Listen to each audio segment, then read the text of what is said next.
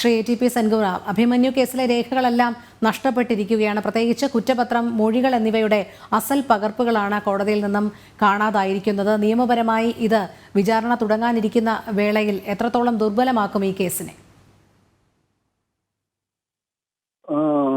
എനിക്ക് തോന്നുന്നത് ഇപ്പൊ ഈ പറഞ്ഞ രേഖകളാണെങ്കിൽ ഇത് തീർച്ചയായിട്ടും റിക്രിയേറ്റ് ചെയ്യാൻ പറ്റും. പക്ഷെ രേഖകൾ നഷ്ടപ്പെട്ടത് വളരെ സീരിയസ് ആയിട്ടൊരു മാറ്ററാണ്.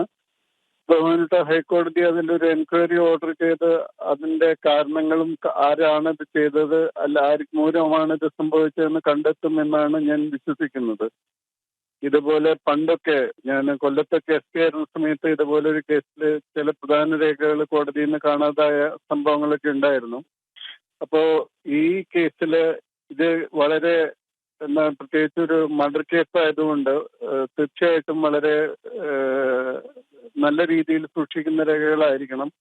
അപ്പോൾ ഒന്നുകിൽ ഇതിന്റെ ഉൾപ്പെട്ട ആൾക്കാർക്ക്, അതായത് പ്രതികളുമായിട്ട് അടുപ്പമുള്ള ആൾക്കാർക്ക് ആർക്കെങ്കിലും താല്പര്യം ഉണ്ടായിട്ട് ഈ രേഖകളും ഏതെങ്കിലും വിധത്തിൽ ആരെങ്കിലും സ്വാധീനിച്ച് മാറ്റിയതാക്കാനൊക്കെ സാധ്യതയുണ്ട്. അതെല്ലാം ഇനിയുള്ള ഒരു അന്വേഷണത്തിൽ കൂടി കണ്ടെത്താൻ പറ്റുള്ളൂ. പക്ഷെ ഇപ്പോൾ ഈ പറയുന്ന പോലെ കുറ്റപത്രത്തിന്റെ പ്രധാനമായിട്ടുള്ള ഒരു കാര്യം പോലീസ് കൊടുക്കുന്നതുണ്ടാകും. അപ്പോൾ അത് മജിസ്ട്രേറ്റ് കോടതിയിൽ പോയിട്ട് അവിടെ നിന്നാണ് അങ്ങോട്ട് പോകുന്നത്. അപ്പൊ അതിന്റെ എന്താണെന്നുള്ളതൊക്കെ ഇനി തീർച്ചയായിട്ടും റിക്രിയേറ്റ് ചെയ്യാൻ സാധിക്കും.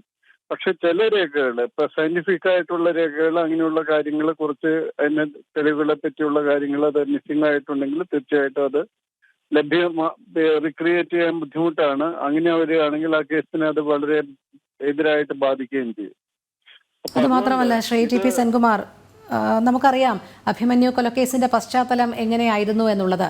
PFI കൊലപാതകികൾ ക്യാമ്പസിന് പുറത്തു നിന്നുള്ളവർ തന്നെയാണ് വരുന്നത്. കൃത്യമായി കൊല്ലണമെന്നുള്ള ഉദ്ദേശത്തോടുകൂടി ആസൂത്രിതമായ ഒരു കൊലപാതകം തന്നെയായിരുന്നു. അല്ലാതെ ഒരു ചുമരെഴുത്തിന്റെ അടിസ്ഥാനത്തിലുണ്ടായ വാക്കുതർക്കം ഒന്നുമല്ല എന്നുള്ളത് നേരത്തെ തന്നെ തെളിഞ്ഞതാണ്. ഇവിടെ ഈ PFI പ്രീണനം, അതുകൂടി രാഷ്ട്രീയ മുതലെടുപ്പ് ഒക്കെ ലക്ഷ്യം വെച്ചുകൊണ്ടുള്ള ഒരു ഗൂഢനീക്കത്തിന്റെ ഭാഗമായിട്ട് തന്നെയാണ് ഇത്തരം അസൽ പകർപ്പുകൾ നഷ്ടപ്പെട്ടത് എന്ന് നമുക്ക് അനുമാനിക്കാൻ കഴിയില്ലേ? അത് ഒരു കോടതിയിൽ നിന്ന് അത്രയും കാര്യങ്ങൾ മോഷ്ടിക്കണമെങ്കിൽ തീർച്ചയായിട്ടും വളരെ വിദഗ്ധമായിട്ട് അത് ചെയ്യണം. മാത്രമല്ല, അഭിമന്യു കൊല്ലപ്പെട്ടത് വാസ്തവത്തിലെ ഒരു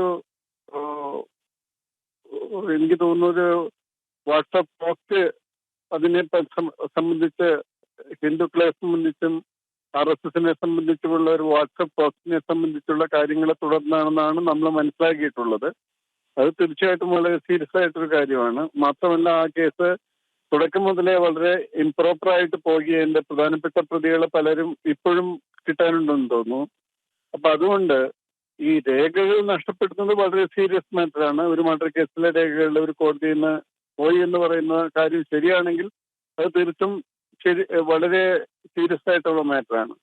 പക്ഷേ ഈ പറയുന്ന രേഖകൾ, അതായത് കുറ്റപത്രവും മൊഴികളും മാത്രമാണ് പോയിട്ടുള്ളതെങ്കിൽ ഈ രണ്ട് രേഖകളും റീക്രിയേറ്റ് ചെയ്യാൻ സാധിക്കുന്നതാണ്. അത് മാത്രമുള്ളെങ്കിൽ അപ്പൊ ഏതെല്ലാം രേഖകൾ പോയി എന്നതിനെ ആശ്രയിച്ചിരിക്കും അതിന്റെ കൂടുതൽ സീരിയസ്നെസ് പറയാനായിട്ട്.